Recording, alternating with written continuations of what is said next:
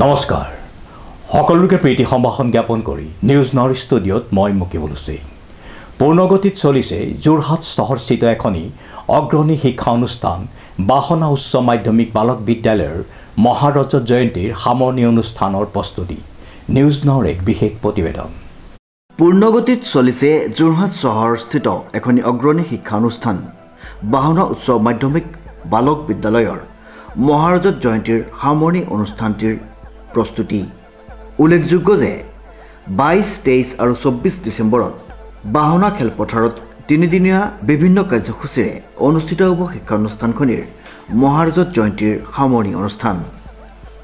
নমস্কাৰ, আমাৰ বাহনা মাধ্যমিক বালক বিদ্যালয়ৰ ৭৫ বছৰ পূৰ্ণ হোৱাৰ পিছত আমি যি আমাৰ নিজৰ স্কুল বুলি ভাবি মহাৰজতী আয়োজন কৰি 22 আৰু 23 বছৰ সামৰি আমি বিভিন্ন কাম কৰি আহিছোঁ আৰু এতিয়া ডিচেম্বৰ মাহৰ 22, 23 আৰু 24 তাৰিখে সামৰণি অনুষ্ঠান অনুষ্ঠিত কৰিছোঁ। সেই সামৰণি অনুষ্ঠান সকলোকে সমভাগেৰে যাতে সহায় সহযোগ পায় সেইমতে আমি কমিটি গঠন কৰি প্ৰত্যেক দায়িত্ব ন্যস্ত কৰা হৈছে আৰু তেখেতসকলো নিষ্ঠ সহকাৰে কাম কৰাৰ পৰিলক্ষিত হৈছে। তাত আমি নথৈ আনন্দিত আৰু সুখী। গতিকে এই মহাৰজত জয়ন্তী সামৰণি অনুষ্ঠানটো সৰ্বোত্তমভাৱে সাফল্যমণ্ডিত কৰিবৰ কাৰণে মোৰ সহযোগী ইয়াৰ পৰা ওলাই যোৱা সকলো ছাত্ৰ ছাত্ৰী তথা অভিভাৱক আৰু শিক্ষকসকলক কাতৰেৰে আহ্বান জনাওঁ যাতে তেখেতসকলে এই অনুষ্ঠানভাগিত অংশগ্ৰহণ কৰি আমাক আনন্দিত কৰাৰ লগতে তেখেতসকলেও ইয়াৰ সুফল ভোগ কৰিবলৈ সক্ষম হৈছে। উত্তৰ পূব যোৰহাটৰ শৈক্ষিক দিশৰ ধ্বজাবাহক শিক্ষানুষ্ঠান ঐতিহ্যমণ্ডিত বাহনা উচ্চ মাধ্যমিক বালক বিদ্যালয়ে 2022-23 চনটো বৰ্ষজোৰা মহাৰজত জয়ন্তী উদযাপন কৰিছে।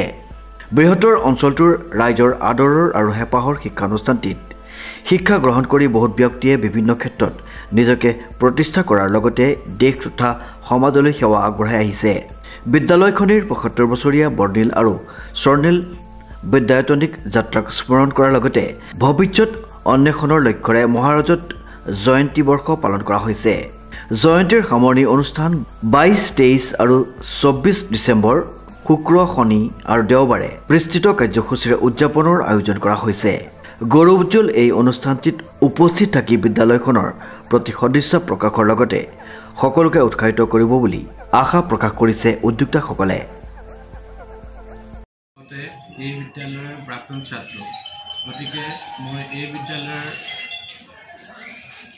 উন্নতিৰ বাবে সকলো প্ৰাক্তন ছাত্ৰ ছাত্ৰীক এই সমাৰোহত লগ লাগিবলৈ অনুৰোধ জনাইছোঁ যাতে আমাৰ এই কাৰ্যসূচী সফল হয় আৰু গোটেই বিদ্যালয়খন আমি নৱৰূপত গঢ়ি তোলা হৈছে আৰু বিদ্যালয় গৃহটো নতুনকৈ নিৰ্মাণ কৰা হৈছে, পুনৰ নিৰ্মাণ কৰা হৈছে। গতিকে পাতক ধুনীয়াকৈ তৈয়াৰ কৰা বিদ্যালয়টি আৰু লগতে অনুষ্ঠানভাগিত সকলোৰে সহায় সহযোগ কামনা কৰিছোঁ। বিশেষকৈ প্ৰাক্তন ছাত্ৰ ছাত্ৰীসকল সকলোৱে যাতে ইয়াত উপস্থিত হয় আৰু আমাৰ সাংস্কৃতিক অনুষ্ঠানো আছে, সকলোৱে যাতে ভাগ লয়। আমাৰ প্ৰাক্তন ছাত্ৰৰ এটা সমাৰোহ আছে, সেই সমাৰোহত সকলো প্ৰাক্তন ছাত্ৰ একগোট হ'লে আমাৰ খুব আনন্দ লাগিব। সকলোকে মই ইয়াত যোগদান কৰিবলৈ অনুৰোধ জনাইছোঁ। ধন্যবাদ। বৃহত্তৰ 4 অঞ্চলৰ বাহনা বালক বিদ্যালয় শিক্ষাৰ প্ৰাণকেন্দ্ৰ এই অনুষ্ঠানটিৰ ৭৫ বছৰ পাৰ কৰি মহাৰজত জয়ন্তী বৰ্ষত ভৰি দিছিল। সেই উদ্দেশ্যে আমি 2022 চনৰ 16 জানুৱাৰী তাৰিখে শুভাৰম্ভণি অনুষ্ঠানভাগি পাতি লোৱা হ'ল আৰু সেই তাৰিখৰ পৰাই আজি পৰ্যন্ত আমি বিদ্যালয় উন্নয়নৰ দিশত বছৰজোৰা কাৰ্যসূচীৰ অন্তত 2022-23 চনৰ 22, 23, 24 ডিচেম্বৰত সামৰণি অনুষ্ঠানভাগ আমি অনুষ্ঠিত কৰিছোঁ। এই সামৰণি অনুষ্ঠানলৈ বিদ্যালয়ৰ সমূহ প্ৰাক্তন ছাত্ৰ ছাত্ৰী, বিদ্যালয় পৰিচালনা সমিতি, মাতৃগোট লগতে এই বিদ্যালয়ৰ সকলো শুভাকাংক্ষীক এই 3 দিনীয়া কাৰ্যসূচীত উপস্থিত থাকি আমাক সহায় সহযোগ কৰিব বুলি আশা কৰিছোঁ। লগতে মই ক'ব বিচাৰোঁ যে এই বিদ্যালয়খন 1946 চনৰ 21 জুন তাৰিখত প্ৰতিষ্ঠা হৈছিল। সেই প্ৰতিষ্ঠা কালত যিসকল অগ্ৰণী শিক্ষাবিদ, সাহসী ব্যক্তিৰ জৰিয়তে এই বিদ্যালয়খনে প্ৰাণ পাই উঠিছিল, এই বিদ্যালয়খনৰ সেই ব্যক্তিসকলক এই মহা অনুষ্ঠানটোৰ জৰিয়তে তেখেতসকলৰ স্মৃতি ৰোমন্থন আৰু শ্ৰদ্ধা নিবেদনৰ বাবে আয়োজন কৰা এই 3 দিনীয়া কাৰ্যসূচীত শোভাযাত্ৰাৰ পৰা আৰম্ভ কৰি সকলো কাৰ্যসূচীত অংশগ্ৰহণ কৰি বিদ্যালয়খনৰ গৌৰৱ বৃদ্ধি কৰিব বুলি আশা কৰি সকলোকে পুনৰ শ্ৰদ্ধা জনাই মই 3 দিনীয়া কাৰ্যসূচীত উপস্থিত থাকিবলৈ অনুৰোধ জনালোঁ।